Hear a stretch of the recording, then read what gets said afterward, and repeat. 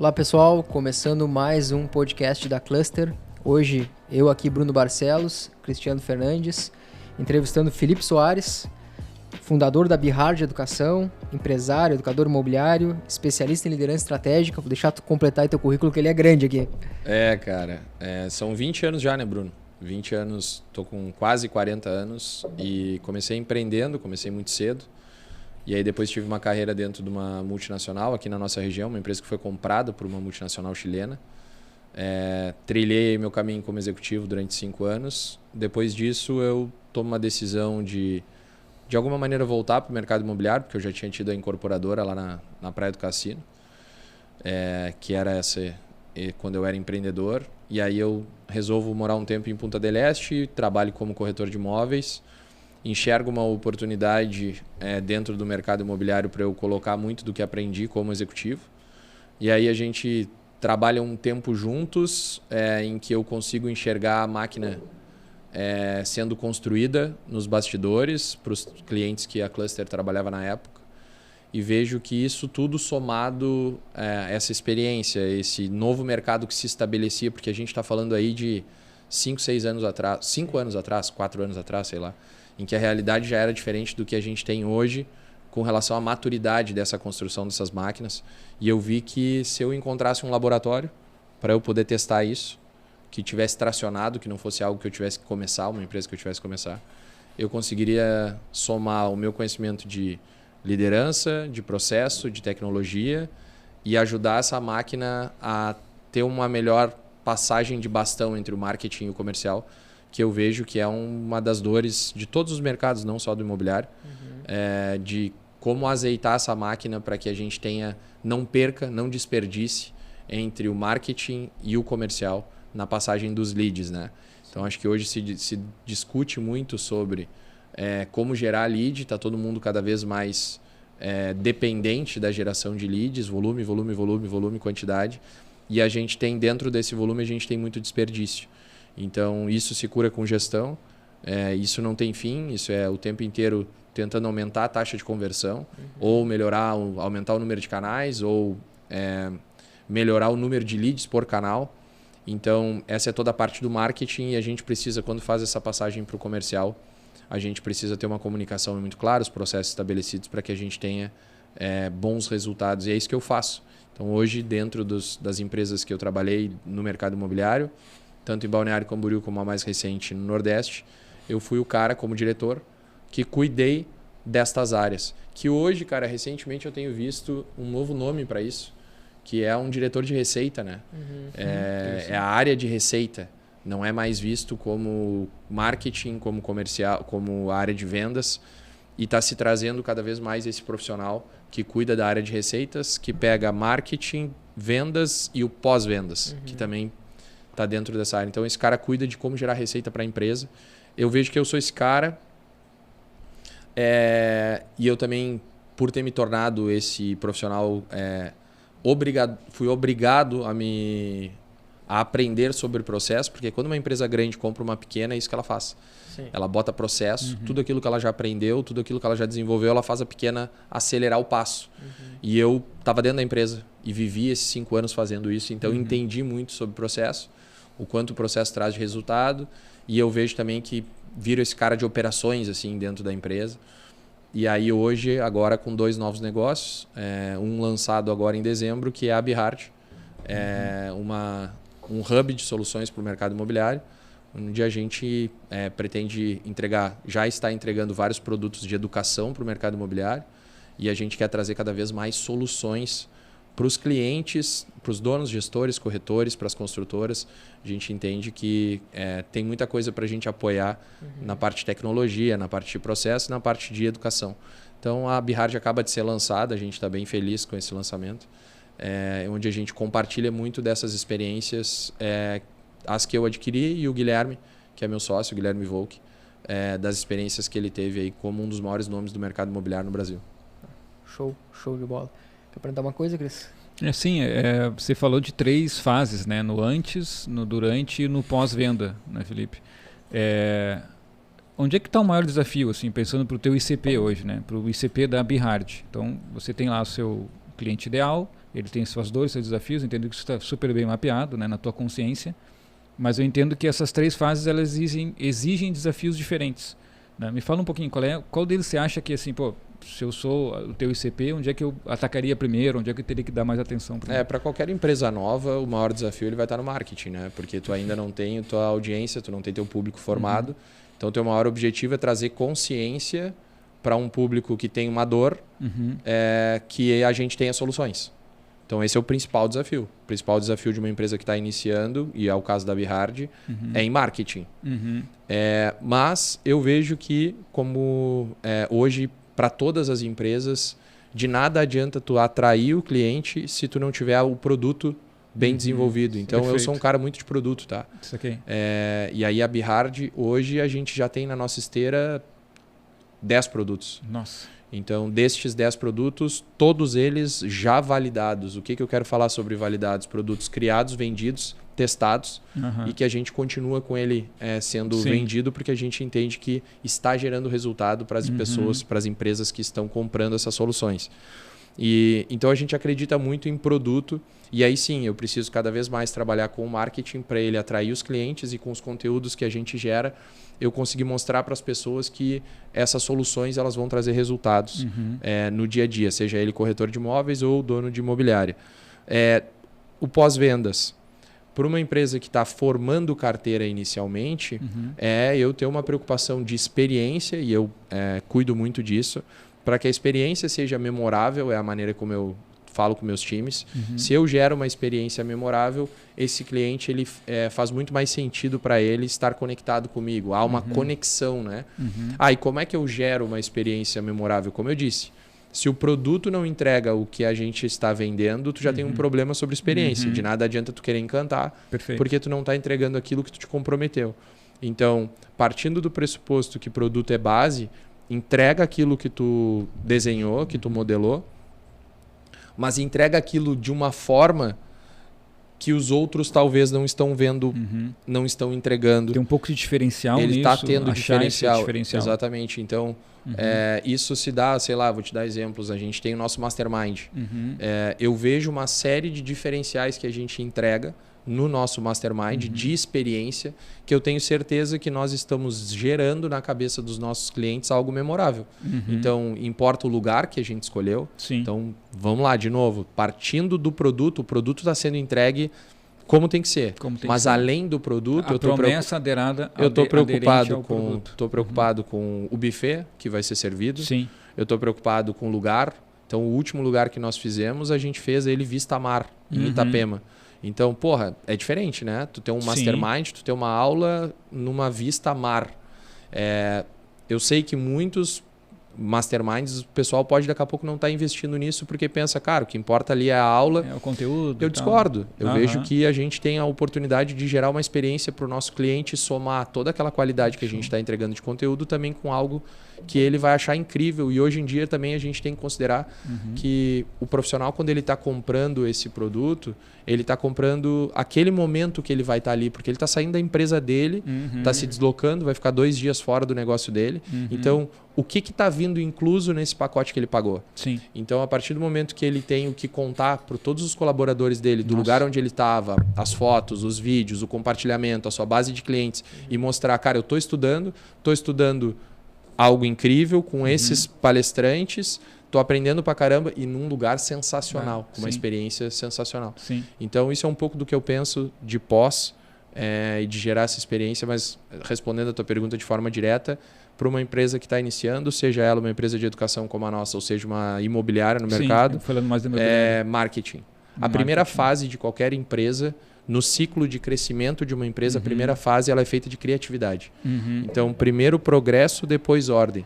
De nada adianta eu querer fazer gestão numa empresa que não tem receita. Perfeito. Então, estou começando um negócio, eu tenho que correr atrás da receita. E para isso eu tenho que usar muito da minha criatividade.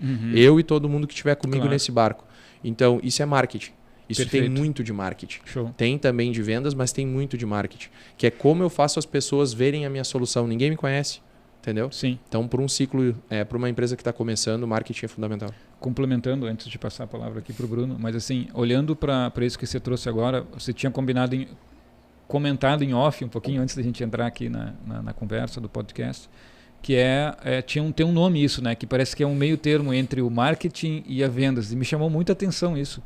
É algo que você está vendo novo no mercado, tem um novo título isso, né? Essa função, Na verdade, esse cargo. não é entre o marketing e a vendas, é uma nova função de receita, né? Então, é o gestor de receita. Gestor de receita. Ele pode ser o diretor, depende da tua estrutura de empresa, mas é aquela pessoa responsável por tudo que se refere a receita, e marketing, comercial e pós-vendas. Pós-vendas. Porque se ver essas áreas de maneira separada, como vimos até hoje, faz com que muitas vezes as diretorias de marketing e de vendas, elas pensem de forma diferente, e aí tu tem um problema de comunicação aí. Qual o problema básico de comunicação que se tem? A área comercial está sempre reclamando da qualidade dos leads, em qualquer lugar, de qualquer mercado. Por que isso se dá? Às vezes porque as áreas são separadas. Okay. Então, se tu tem um gestor, ou que ele seja um diretor, e ele trata isso como uma área única, uma área de receita, ele tem maior facilidade para lidar com problemas de comunicação que nem eu estou trazendo aqui. Em que as pessoas estão entendendo que, cara, eu não estou em barcos diferentes, eu estou no mesmo barco. Entende? Pegando ali o momento que tu falou, né, que a primeira fase de uma empresa é a criatividade, né? Quanto tempo tu acredita que leva, né, para uma empresa amadurecer do momento zero até, sei lá, 6, 12 meses para frente, que ela tem que mudar de fase? Porque, beleza, a fase de criatividade é essencial para a gente atingir topo de funil, impactar o maior número possível de audiência, né? Mas quando a gente começa a trabalhar com indicadores, porque um dos problemas é, o lead é ruim, só que muitas vezes a empresa não tem né, um stack ferramental, que a gente estava até conversando pouco aqui fora nos bastidores, não tem um stack ferramental para poder acompanhar como é que está a qualidade do atendimento com relação aos seus leads. Como é que tu vê essas fases de amadurecimento das empresas? O gestor, ele é o tomador de decisão, né? Então, a partir do momento que entram as receitas, ele precisa começar a entender aonde ele vai alocar esses recursos. Então, eu sempre falo, eu trago esse conceito porque ele estabelece claramente o que eu penso sobre gestão, que a gestão é a capacidade de dirigir, organizar e controlar os recursos disponíveis para alcançar um objetivo definido. Se eu tenho isso claro, o que tu está me perguntando é, Felipe, recurso stack, quando é que entra? E aí eu te respondo, cara, no início, o que eu tenho são pessoas. Eu não tenho nem processo. Por quê? Eu estou começando, nós 3, a gente está batalhando para a nossa empresa gerar receita, esse é meu recurso. Meu recurso ou é minha unidade física que eu tenho, ou daqui a pouco eu tenho uma unidade aérea, eu tenho meu site, eu tenho meu Instagram, é isso que eu tenho de recurso. Com esses recursos eu tenho que gerar minhas receitas. Perfeito. A partir do momento que essas receitas entram, o que eu recomendo sobre avanço de crescimento é investir em processo. Por quê?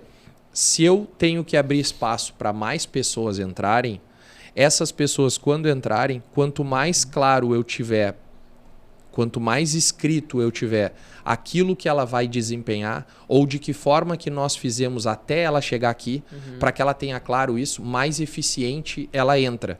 E aí quando eu passo de um time de 5 para 10 pessoas, por exemplo, e essas outras 5 pessoas já tiveram acesso a processos que as primeiras 5 não tiveram, a tendência é que essas 5 tenham muito mais eficiência do que nós tivemos quando era no início. Porque quando a gente está entre os 5, a gente se comunica com muita facilidade. A gente sabe tudo o que está acontecendo dentro da empresa. Eu sei quando tu está saindo para visitar, eu sei qual cliente tu está atendendo. Quando a gente vira 10, a gente já começa a se perder. Quando vira 15, muito mais, 30. Então, criar processos básicos que estabeleçam como que a gente trabalha para que mais pessoas entrem na empresa e a gente se mantenha sendo eficientes, eu entendo que isso é saudável para a geração de receitas. Aí, Bruno, com relação a stack de ferramentas, claro que vai estar muito relacionado também qual é o teu negócio. Dentro do mercado imobiliário, hoje a gente inclusive está discutindo sobre isso, a importância sobre a gente ter uma stack de tecnologia que nos traga rapidamente, eu sou um cara de dados, que nos traga rapidamente aquelas soluções que eu chamo de 2 cliques. Porque se eu tenho que gerar uma planilha de Excel para te dar uma resposta de perguntas que tu está me fazendo e eu preciso cada vez ir lá na planilha de Excel para levantar um monte de dados e levo uma tarde para te dar essa resposta, cara, eu estou perdendo muito tempo. Então, mas como é que eu faço para chegar num dash que está me entregando isso em 2 cliques? Aí eu já tenho que ter uma solução em Power BI, eu tenho que ver se o meu CRM permite essa integração, eu tenho que ver se eu estou colocando todos os meus dados no CRM. Então, veja como o processo vem antes da stack. De nada adianta eu fazer um investimento em tecnologia se as pessoas não estão imputando os dados na tecnologia.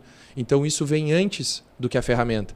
Então, dentro do meu processo, o que eu vejo? Criatividade como um primeiro passo, processos como um segundo passo, eu vejo liderança como um terceiro passo, porque a partir do momento que eu cresço para times maiores de 8, recomenda-se que cada gestor fique com 8. Se eu já estou com 16, eu preciso ter 2 gestores ali. Quando eu tenho o desafio de colocar 2 gestores, eu tenho que treinar esses caras, se eu estou contratando de fora do mercado, para eles entrar na minha empresa e saber como gerir meu time. Se eu estou formando eles dentro do meu time, quais são as competências que eles precisam desenvolver para eles virarem esses líderes. Tem trabalho para que isso aconteça. Desenvolvo eles, tenho líderes. E aí eu começo... Paralelo a isso, eu invisto cada vez mais na tecnologia mais apropriada para o meu momento. O que eu quero dizer? Cara, CRM é prioritário. Não existe empresa de venda sem CRM. Então, obviamente, ele é um dos meus primeiros investimentos. Eu falei que gestor ele cuida disso. Ele cuida sobre gerir os recursos, alocar os recursos de maneira correta. Então, a minha prioridade é o CRM. Eu tenho que ter um CRM que, idealmente, fale a língua do meu negócio. Por que ele tem que falar a língua do meu negócio? É dessa forma que eu penso. Porque eu posso contratar a melhor ferramenta do mercado como, sei lá, um HubSpot, um Salesforce, mas ele vai me exigir um nível de customização que eu tenho tempo restrito quando eu estou começando a minha empresa, que eu estou me dedicando a muita coisa aqui como gestor, e eu não tenho tempo para ficar customizando essa ferramenta. Então, o que eu falo? Investe numa ferramenta que já seja do teu mercado. Se é do mercado imobiliário, por exemplo, qual é a que fala a língua do teu mercado? Por que isso facilita? Cara, tu vai ter que imputar dados sobre comissionamento do gestor, comissionamento relacionado à locação de imóveis. Isso já está desenvolvido quando tu tem uma ferramenta que é do mercado. E tu não precisa estar customizando. Diminui muito o teu tempo, o teu investimento sobre fazer customização. Tu já pega aquela solução pronta. Obviamente que aí tu vai ter que ver qual a que melhor adequa ao teu negócio, porque a gente sabe que cada uma tem suas carências. Cada uma tem suas deficiências. Mas esse é o momento de tu, na minha opinião, de tu agir com velocidade. Tu não vai poder ficar escolhendo a ferramenta perfeita. Então, prioriza a escolha de uma ferramenta como um CRM. Um sistema financeiro é básico, tu também vai precisar.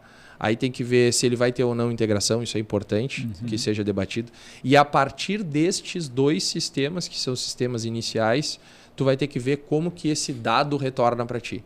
Então eu vejo que esse passo é um pouquinho mais ali na frente. Primeiro eu preciso ter ferramenta e preciso ter processo. As pessoas precisam entender o que elas precisam colocar no sistema. Depois disso eu tenho a extração dos dados para poder aí sim tomar decisão a partir de dados. Então leva um tempo para chegar, tá?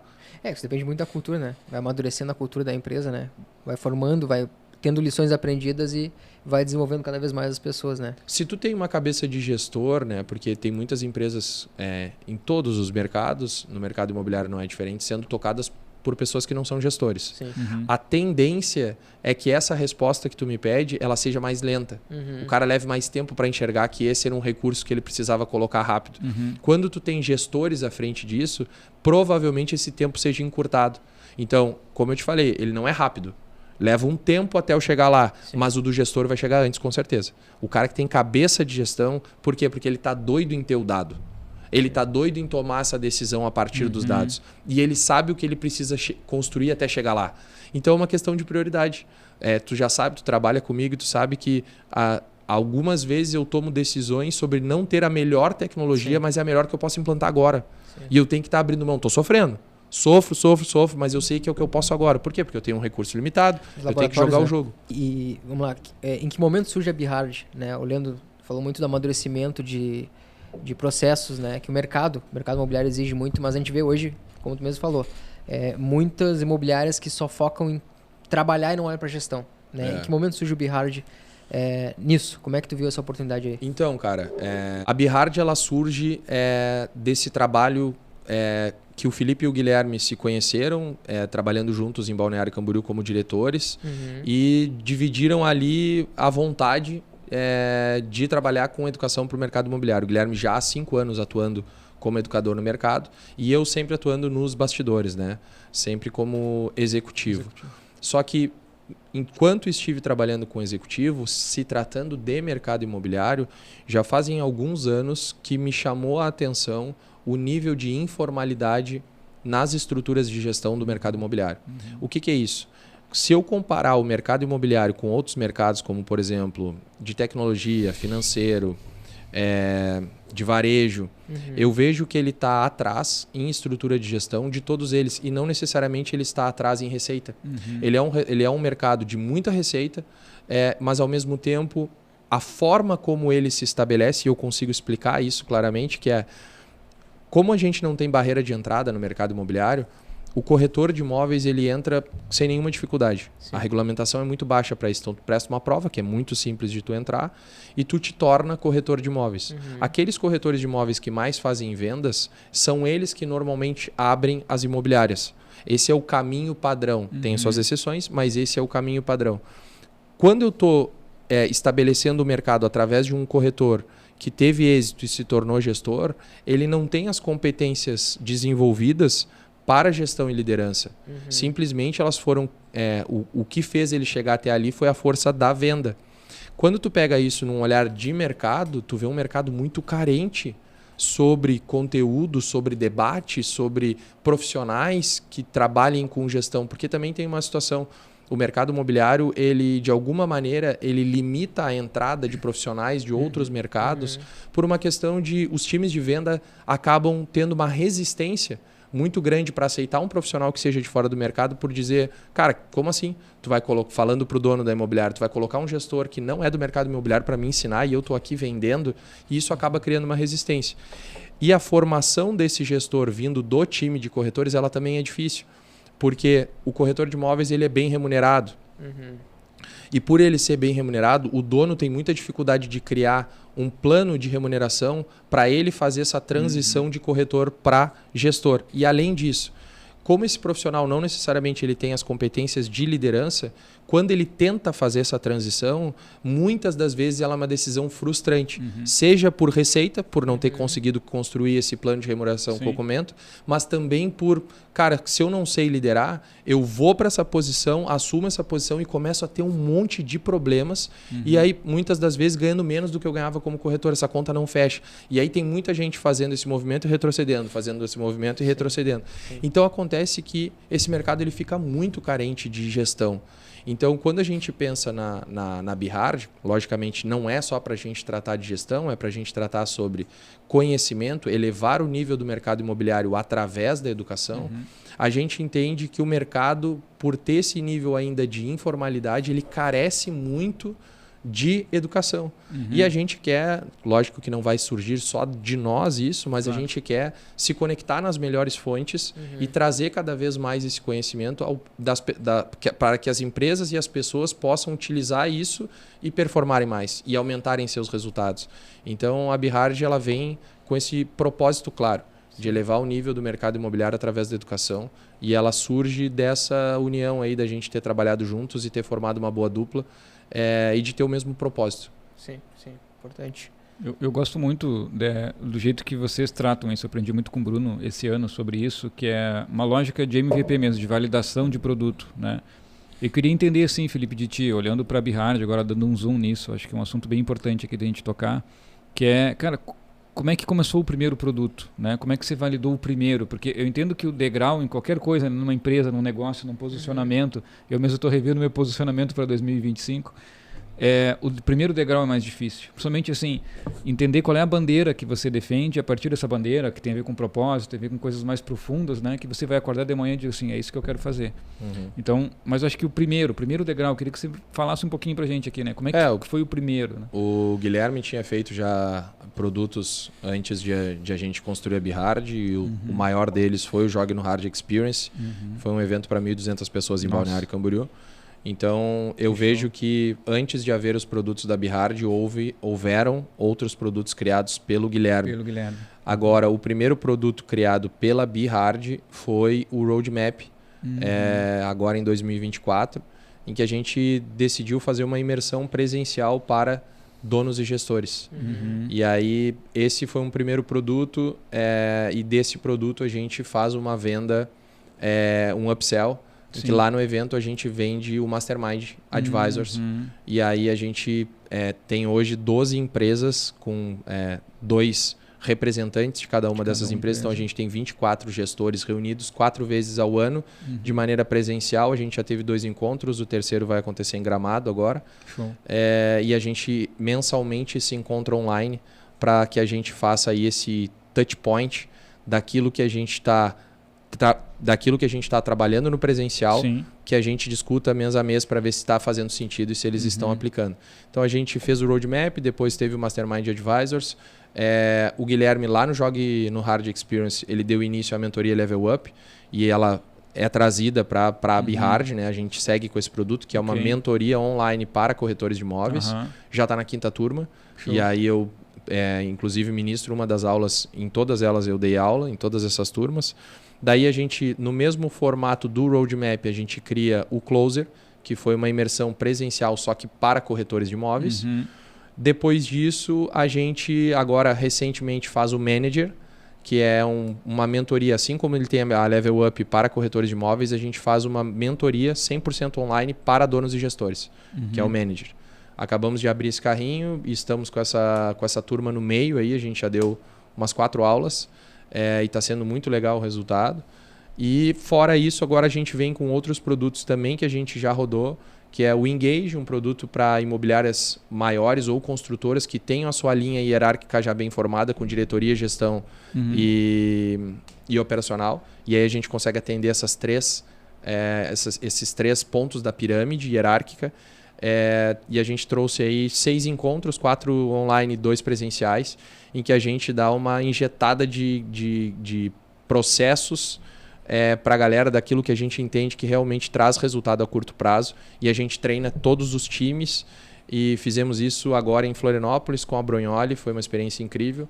E mais alguns novos produtos como o Setup, que é um produto que eu estou visitando as imobiliárias, faz 4 horas de imersão, direto com o time de vendas, e o Guilherme faz o dele, que é o Sniper. Então, produtos recentes. Então, tudo que eu estou te falando já está na esteira da Bihard, que se inicia lá pelo roadmap. Quantos produtos tem hoje ao todo? Eu não contei agora, mas eu acho que 10. 10. Não, e legal que isso tudo surge o quê? Dor, necessidade, conecta um no outro e aí o mercado vai... E o Cris começa pela pergunta falando sobre MVP, né? Isso. E a gente tem muito esse comportamento, né? Então, a gente entende a dor do cliente e a gente vai atrás do produto, o mínimo produto viável que a gente pode criar, e a gente não perde o timing de botar esse produto na rua para ficar querendo o melhor produto. A gente simplesmente modela diante do nosso conhecimento o que faz sentido para o cliente, produtiza isso, oferta um preço, se o cliente aceita a gente bota para rodar. Tá valendo. É isso. É isso tudo que é em sprint, teste, valida, sprinta. Tu até comentou que vocês gravaram 12 horas numa sprint. Que aí é um novo produto que agora a gente está rodando, que é a Bihard Class, que vai ser lançada em janeiro. Então, a nossa plataforma, uma educação contínua, a gente sabe que é uma dor muito forte no mercado. Tem muitos dos nossos clientes que nos pedem isso. Que além de... Porque o que acontece? Os encontros presenciais, as imersões que a gente tem, elas acontecem uma vez ao ano em Balneário Camboriú. E esse ano a gente vai ter uma novidade, uma nova praça que a gente vai lançar essas imersões presenciais. A gente vai anunciar agora no primeiro semestre. E a gente também tem essas mentorias online. Só que elas são por um tempo estimado. E aí a gente escuta dos gestores que eles gostariam, e também dos corretores, que eles gostariam de algo que eles pudessem estar sempre estudando, de maneira contínua. Então, de que forma que eu posso ter acesso a esse conteúdo sem eu precisar estar cada vez me inscrevendo num novo produto que vocês estão vendendo? Então, isso é a nossa plataforma. É uma educação contínua em que a gente vai ter encontros, a gente vai ter um conteúdo síncrono e assíncrono. Então, no assíncrono, eles vão estar assistindo tudo aquilo que a gente entregou gravado. No síncrono, a gente vai entrar ao vivo. E aí vai ter uma frequência estabelecida porque a gente vai estar lá. Fazer as perguntas. A gente acaba de gravar, foi muito desafiador, a gente acaba de gravar 12 horas de gravação direta, eu e o Guilherme, em que cada um gravou um curso num mesmo dia. Isso a gente fez porque a gente queria, já agora em janeiro, poder ofertar isso para o mercado. Então é o início dessa plataforma que a gente arranca com 2 cursos e aí a gente já vai comunicar como que isso vai se dar, essas aulas ao vivo. A gente vai trazer outros palestrantes do mercado, outros especialistas que vão colaborar junto na plataforma com o conteúdo, mas a gente arranca com esses 2 cursos e a gente está bem ansioso aí para esse produto, para lançar agora em janeiro. Estamos trabalhando bastante. Hoje, inclusive, eu estava em reunião com o time de marketing, em que a gente está discutindo a estratégia de lançamento, né, desse produto, que é a Bihard Class. Legal. Deixa eu perguntar uma coisa. Vamos lá. O gestor foi lá, buscou Bihard, fez qualificação. E uma coisa que eu escuto muito no mercado imobiliário, né, principalmente gestores, é como é que eu expando praças? Como é que eu faço expansão? Né? A minha unidade hoje, a minha loja está na Praça X, mas eu quero expandir para a Praça Y em outro estado, em outra localização. Como é que vocês hoje dão esse conhecimento, né, para os gestores que se formam pela Bihard, que buscam conhecimento? Eu sempre falo, Bruno, que o tripé que eu uso para fazer diagnóstico nas empresas é pessoa, processo e tecnologia, tá? Então, o que eu recomendo aos gestores que querem fazer esse movimento é que eles analisem se eles estão preparados, se eles estão equilibrados nesse tripé para fazer esse movimento. E aí muitos vão me responder, eu fiz esse movimento sem eu estar equilibrado. Sim. E deu certo. Eu falei, tá, tudo bem, mas pode ser que tu tenha suado muito mais do que tu deveria ou passado muito mais risco do que tu deveria se tu não tivesse olhado para isso. Então, quando eu digo para olhar sobre o pessoas, processo e tecnologia, é entender se eu tenho o mínimo necessário para eu fazer esse movimento sem sofrer. Então, como é que está meu time hoje de pessoas para as unidades que eu já tenho? Eu tenho pessoas capacitadas e nas posições, ou eu estou sofrendo, estou precisando de muita gente, estou terceirizando ainda muito serviço e que se eu for para essa nova unidade, eu vou ter que encontrar outras pessoas e eu não tenho ainda nem processos estabelecidos para que elas saibam o que elas vão fazer nessa nova unidade. Nós vamos chegar e vamos fazer tudo no que eu chamo do freestyle. Vamos chegar lá e vamos ver como é que acontece. Eu vou dizer para eles o que eu fiz na minha carreira de corretor de imóveis para a gente abrir essa nova unidade, eles sendo cópia daquilo que fez eu chegar até aqui. Essa maneira é fazer no freestyle. Outra maneira é eu ter os processos da minha empresa escrito, eu já tenho um sistema rodando, porque quando eu chegar lá na outra cidade, se eu coloco 10 pessoas para trabalhar numa unidade nova e consigo compartilhar com facilidade qual é a minha cultura, o que para mim pode e o que não pode aqui dentro da empresa, quais são os nossos valores, o que a gente prioriza, como que a gente se comporta. Então, eu estou trazendo isso com facilidade para ele. Porque se eu não trago isso com facilidade, o número de canelada que vai dar na nova unidade é impressionante. Sim. Porque o cara vai estar usando a minha camiseta lá, falando por mim, falando coisas que eu não gostaria que ele falasse. Então, eu já tenho que chegar, idealmente, com isso desenvolvido. E comunicar claramente para eles a regra do jogo. Além disso, se eu tenho sistemas hoje rodando, como eu falei, tu vai ir para uma nova praça, tu vai sem CRM, tu vai para uma nova praça sem sistema financeiro, aí o cara imputa o dado lá e manda como? Da cobrança, de quando tu fez uma venda. E o jurídico, como é que ele vai funcionar? Ele vai ser terceirizado ou ele não vai? Então, eu tenho que ter esses processos minimamente desenvolvidos para que essas pessoas que comecem a trabalhar nessa nova unidade, elas saibam de que maneira elas trabalham. Para que a gente não perca aí eficiência e a gente não prejudique o nome da nossa empresa por estar prestando um serviço de baixa qualidade porque as pessoas não sabem o que fazer. Então, quando for olhar para a expansão, é olhar para dentro do seu negócio, para dentro desse pilar e entender se vale a pena eu fazer uma expansão que eu estou olhando para a receita ou eu ainda preciso fazer um dever de casa que é me preparar minimamente nesse tripé. Porque quando eu estou dando esse exemplo de expansão, lá dentro do tripé tecnologia, por exemplo, eu tenho o CRM, eu contratei o CRM, mas ninguém da minha equipe está usando. Eu devo fazer agora a expansão ou eu devo fazer com que as pessoas usem o CRM? Na minha lógica de expansão, com que as pessoas usem o CRM, Sim. Porque senão eu vou ter mais uma loja com mais pessoas não usando o CRM, eu vou dobrar o problema. Então, a reflexão que eu faço, que eu falo para os gestores, é que todo esse trabalho que ele deixar de fazer porque ele está na ânsia de abrir uma nova unidade, de ele abrir uma nova receita, é dobrar problema. E que ele pode fazer esse movimento daqui a X meses, desde que ele faça esse dever de casa e entenda, cara, se eu fizer isso aqui, eu vou abrir muito melhor lá na frente. Mas aí, vamos lá, tendo essas métricas, esses indicadores, eu queria só voltar num ponto que tu falou. Vamos lá, expandimos para uma praça nova, né? Tenho métricas, tenho indicadores, tenho processos mapeados. Como é que entra o lado criativo, né? Que foi o que tu falou lá no início. O primeiro pilar, muitas vezes a primeira fase é o criativo. A gente expandiu, tem uma marca consolidada, expandiu uma praça nova. Como é que eu busco essa criatividade para me posicionar localmente? Como é que tu vê isso? Legal. Agora a gente fez no meu último trabalho, eu tive que fazer bastante disso, porque a gente tinha vendido já 2.500 unidades em Natal, lá no Nordeste. Caramba. E nós estávamos indo para João Pessoa, de uma cidade que não tínhamos vendido nenhuma unidade, para vender 3.500 em até 10 anos. Caramba.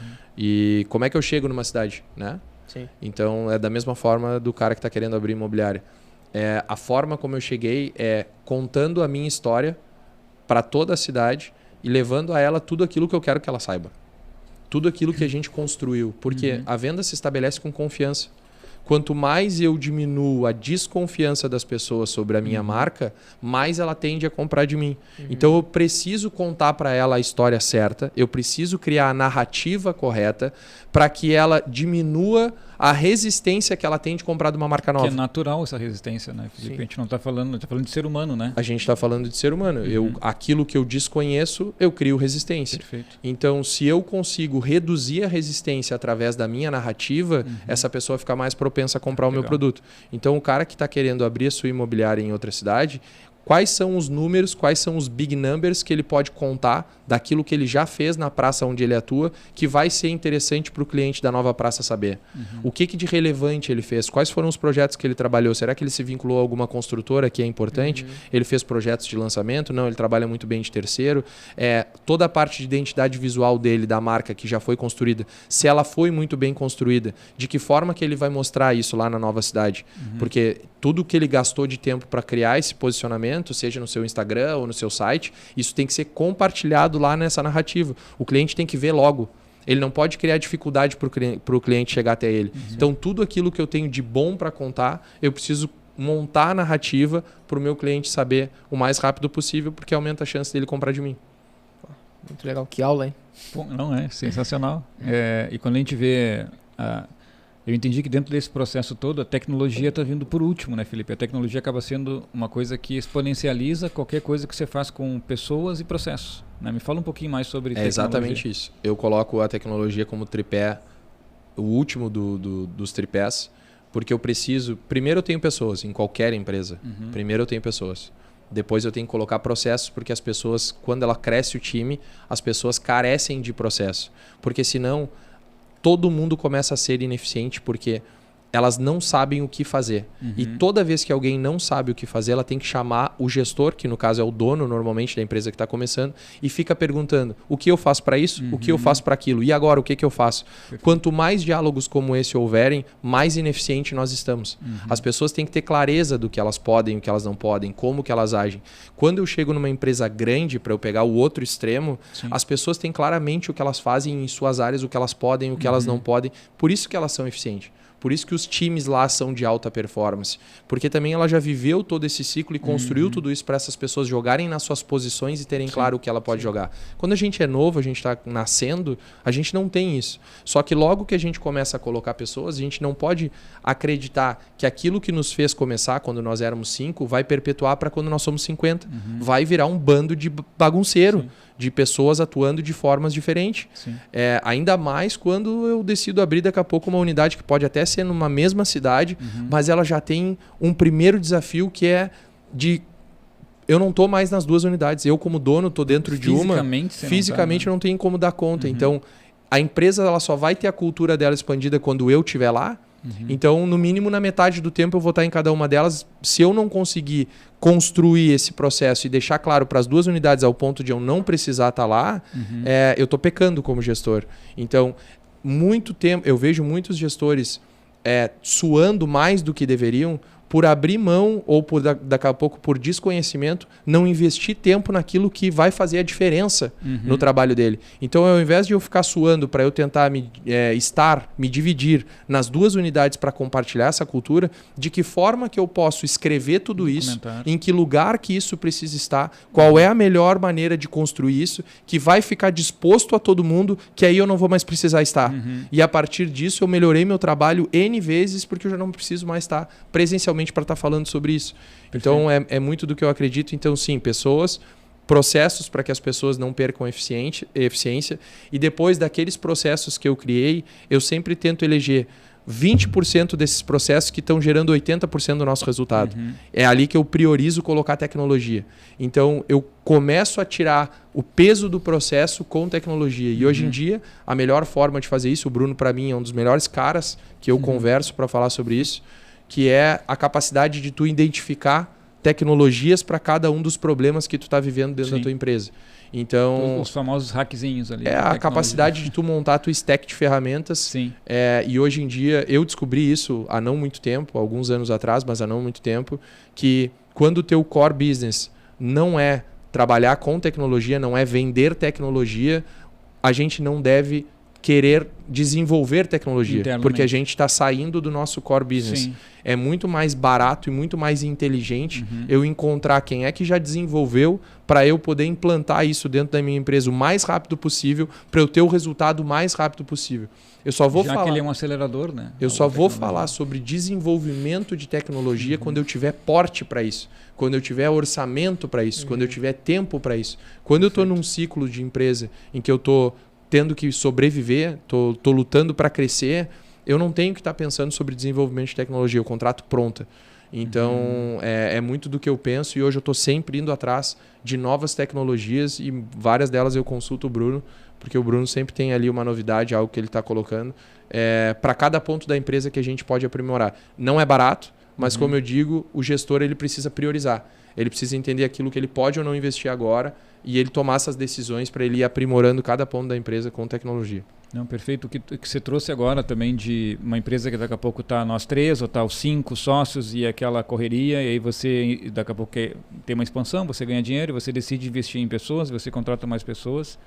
É muito importante assim, sedimentando o teu conhecimento que você trouxe aqui agora, que é o que te trouxe até aqui não é o que te leva até o próximo nível. Né? Parece ser uma frase meio batida assim, mas é algo que para mim tem muito a ver com o que você trouxe agora. Né? Eu uma vez escutei foi a abertura do Instituto Caldeira lá em Porto Alegre, na palestra do Marciano, que era o presidente do Agibank. Ele falou uma frase que me tocou, que foi: o time que me fez chegar aos 100 mil de faturamento não é o time que me levou a 1 milhão, não é o time que eu cheguei com 10 milhões e não é o time que eu vou bater 1 bi. Então, esses times eles mudam o tempo inteiro. E a minha estrutura de processo e tecnologia ela também se aprimora o tempo inteiro para eu poder alcançar esses steps.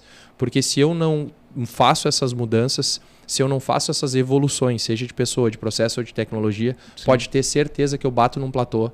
E aí o tempo que eu vou ficar nesse platô, eu não consigo te responder. Mas eu te garanto de que as empresas que não conseguem enxergar como que elas aprimoram esse tripé para elas ultrapassarem, e isso envolve a mudança de pessoas, não necessariamente o time que te fez chegar até ali é o time que vai te fazer chegar no próximo step.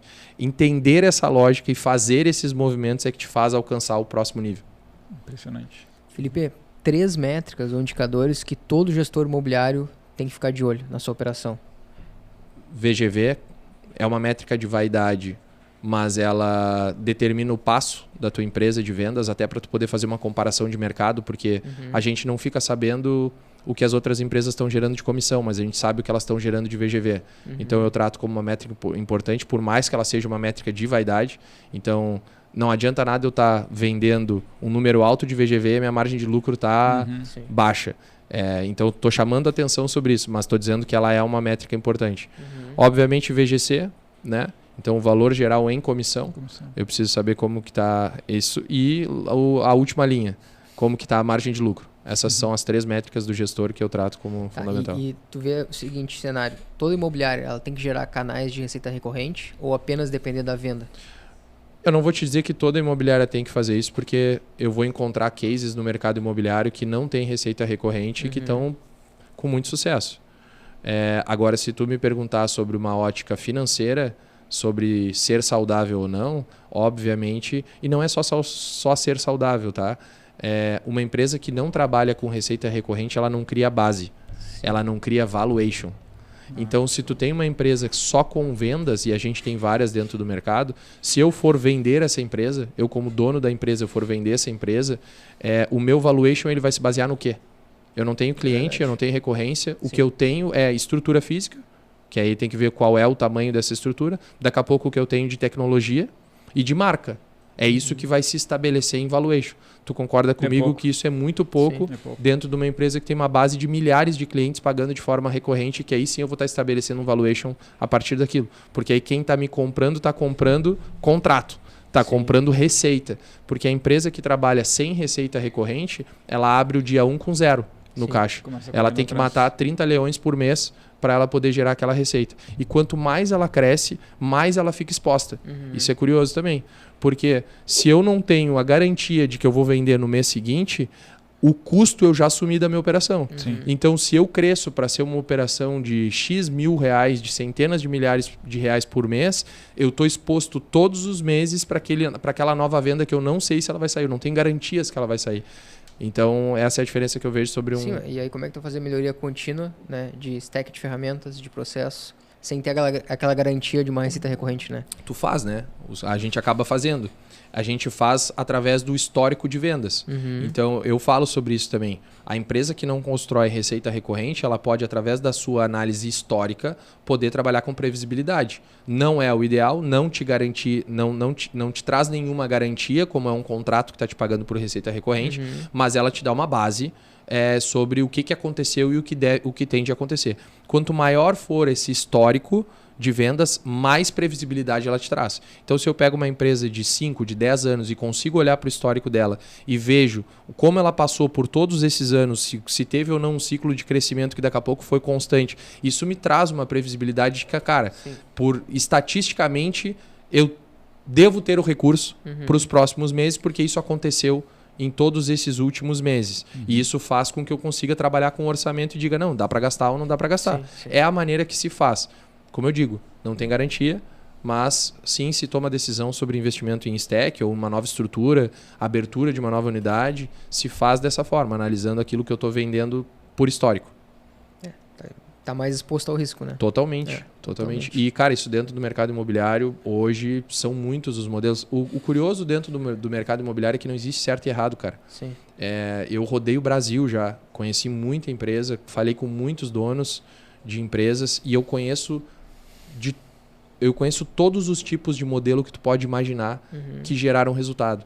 Então, por isso não existe certo e errado, não existe uma fórmula mágica. Existe o cara que trabalha só com venda exclusiva e dá certo, existe o cara que tentou venda exclusiva e deu errado, existe o cara que trabalha muito forte com locação e também tem vendas, existe o cara que trabalha só com locação, existe o cara que trabalha só com lançamento, existe o cara que trabalha híbrido, existe o cara que trabalha só nichado, só por produto e dá certo, tem o outro que trabalha todos os segmentos e consegue gerar resultado.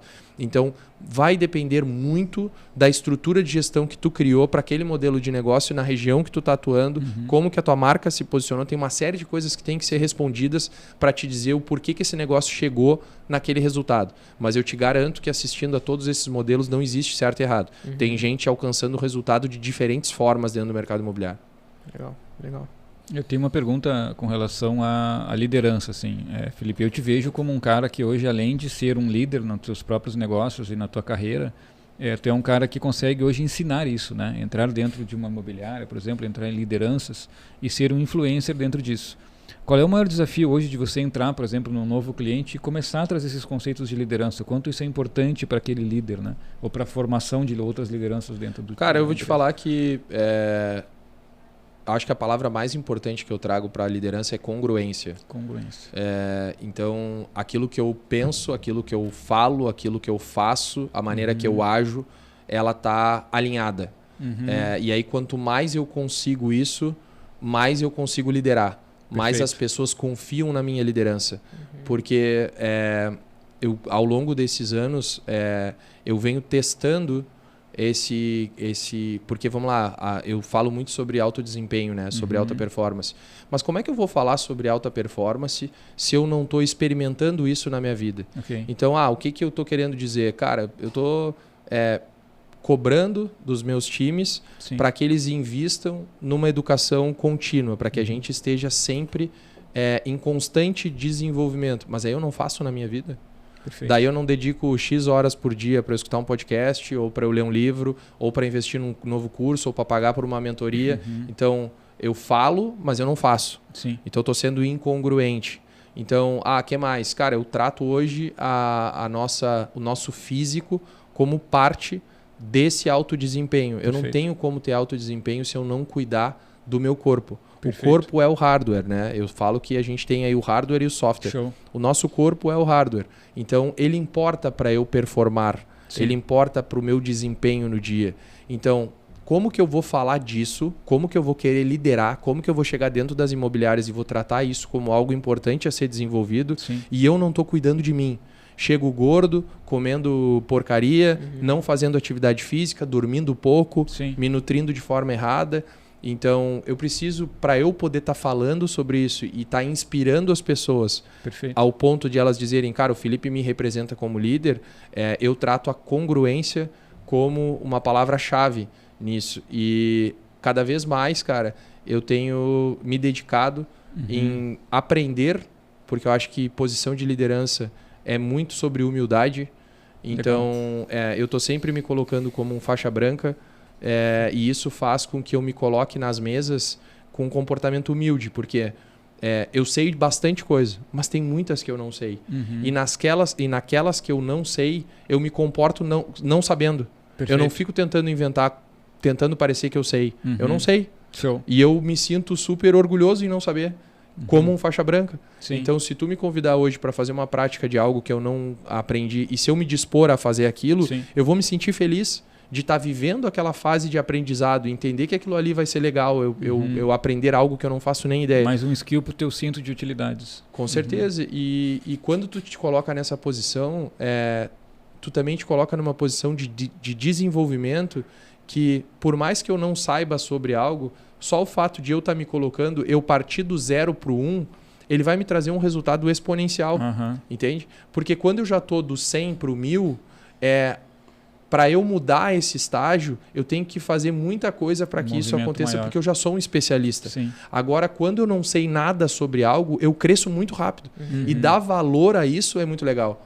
Então, no jiu-jitsu, por exemplo, eu quando comecei ali, não sabia absolutamente nada. Aquilo ali me dava uma baita satisfação. Não mudei de faixa, por exemplo. Eu desisti antes, saí antes por N motivos de lesão e tal. Mas eu me sentia feliz de estar ali. E o cara que é faixa preta, o cara teve 10 anos construindo aquela história. E dentro das empresas é a mesma coisa. Então, eu tenho muitas horas, eu me baseio demais na teoria das 10 mil horas lá. Então, eu tenho muitas horas de voo nisso que eu faço para poder colaborar com as equipes e poder dizer para elas tudo aquilo que eu já treinei, que eu já passei, que eu já vivi. E tudo aquilo que eu não sei, eu me coloco com humildade para dizer assim, eu não tinha pensado sobre isso. Isso que tu está me trazendo é fantástico. E aí isso me coloca também sempre como um questionador, né? Eu sou um cara, um perguntador. Então eu estou sempre transformando em pergunta as minhas inquietações. Eu não me omito em perguntar. Então, e isso faz com que eu também esteja diariamente me desenvolvendo. Porque aí eu acabo me relacionando com pessoas que sabem, e essas pessoas eu faço perguntas que elas me respondem coisas que eu vou aplicar na minha vida e vou dizer assim, cara, isso faz sentido. E eu estimulo isso demais nos meus times. Então, cara, a liderança é inspiração, né? Pelo exemplo, pela forma como tu age, não necessariamente por aquilo que tu fala. As pessoas elas vão te seguir por isso. E essa palavra que eu te trouxe, na minha opinião, ela é fundamental. Porque dificilmente alguém segue alguém que não é congruente. Essa pessoa gera desconfiança. Então, o líder ele tem que trabalhar cada vez mais para ser congruente. Essa é a minha forma de ver liderança. Perfeito. Muito legal. Felipe, para a gente encerrar aqui, quem quiser encontrar o Felipe nas redes sociais, contratar a Bihard, aonde que encontra? Legal. Para encontrar o Felipe, @Felipe Soares. E eu sempre falo para todo mundo que não deixe de perguntar. Eu agora mesmo abri a caixinha de pergunta aqui no início. E eu falo isso muito para a galera que estuda com a gente. Eu digo, vocês têm ideia que a gente está vivendo a melhor era do conhecimento? A gente nunca teve tanto acesso. Então, 20 anos atrás, quando eu estava lá na graduação, eu tinha que ler um livro de algum grande autor para eu ter acesso a ele, porque ele não tinha curso, ele não falava no podcast, eu não conseguia ter acesso a ele. Hoje em dia, a gente tem acesso às pessoas. E aí, ao mesmo tempo que a gente vive a maior era do conhecimento, a gente também vive a maior era de desperdício do conhecimento. Porque acaba passando pela frente das pessoas a oportunidade em elas perguntarem e daqui a pouco elas não perguntam. Ou de elas contratarem um curso e elas não contratarem. Por dizerem que é caro, que não é esse... Cara, só o fato de eu poder existir um preço para eu poder me relacionar com alguém que é uma referência, é um negócio inacreditável. Eu posso pegar hoje os maiores representantes daquilo que eu acredito, então os maiores gestores do Brasil, das maiores empresas, e diariamente eu posso ouvir ele do que ele está compartilhando no podcast, de quais são as práticas que ele está usando, o que ele está fazendo na empresa dele, e eu usar isso dentro do meu negócio. E se eu quiser me relacionar, ter acesso a ele, tem preço. É barato ou caro? Isso depende do que tu vai fazer com aquele acesso que tu foi conseguir. ROI, né? Entende? E não sobre tu ficar estabelecendo e dizendo que é caro ou barato através só do preço. Perfeito. E sim sobre o que tu vai gerar de valor para aquilo. Então eu vejo que a demonstração sobre esse desperdício, na minha opinião, ela se dá pela pura caixinha de pergunta, onde as pessoas passam muitas das vezes olhando o que os outros estão perguntando e ela não se coloca na posição de, cara, como é que eu vou fazer uma pergunta que eu vou me tornar interessante para que essa pessoa me dê uma resposta que vai fazer sentido na minha vida. Então, isso passa diariamente na frente das pessoas e as pessoas desperdiçam. Então, eu convido para quem me seguir, quando vê eu abrindo caixinha, não perca a oportunidade de perguntar e de daqui a pouco usar isso na sua vida. A gente está nos colocando ali à disposição, é gratuito, é só tu perguntar. Eu faço isso com todas as pessoas que eu tenho como referência. E aí eu aprendi também que é uma oportunidade que eu tenho, porque quem trabalha com vendas, a habilidade de perguntar é uma das maiores virtudes que eu tenho de um vendedor. Porque ele, para perguntar bem, ele tem que ter uma escuta ativa, e tendo uma boa escuta ativa, ele consegue sintetizar, se ele for bom em comunicação, em uma pergunta, aquilo que vai exigir com que a pessoa me traga algo muito forte, muito profundo, que mexa com ela, que ela não estava esperando, que gere o inesperado. Quando eu tenho a oportunidade de usar a caixinha de pergunta com as minhas referências, eu tenho um número restrito de caracteres. E aquilo que eu quero mexer com a pessoa, a forma que eu quero que ela me veja, o quão interessante que eu quero que seja a minha pergunta, me coloca num treino, numa prática de eu transformar toda essa ideia numa pergunta. E se eu tiver êxito nisso, qual é a maneira que eu valido de ter êxito nisso? Quando a pessoa me responde. Quando eu tenho acesso a uma pessoa que é super difícil, que tem muita audiência, e a minha pergunta se destaca dentre as delas. Então, é uma prática, está disponível para todo mundo, e eu vejo que pouca gente usa. Então, não só pela caixinha de pergunta, eu também digo que quem me procura lá no direct eu sempre respondo. Então, no @Felipe Soares. E para ter acesso a tudo que a gente está fazendo na Bihard, bihard.com.br, e no Instagram da Bihard, que é bihard.educacau. E a gente, como eu disse, está bem ansioso e feliz aí com os lançamentos que a gente está fazendo. Em breve a gente vai ter a Bihard Class sendo lançada já em janeiro agora, com essa plataforma de educação contínua aí para o mercado imobiliário. Show. Sensacional, Felipe. Muito obrigado pela tua presença aqui. Foi realmente um grande aprendizado. Eu aproveitei muita parte ali de lideranças e tudo mais. Eu achei incrível. Para nós também é uma mentoria, né? Uma consultoria, para assim dizer. O podcast serve muito para isso, né? Show. Obrigado, Obrigadão, rapaz. Felipe. Valeu. Tamo junto. Valeu, pessoal. Valeu. Tchau, tchau.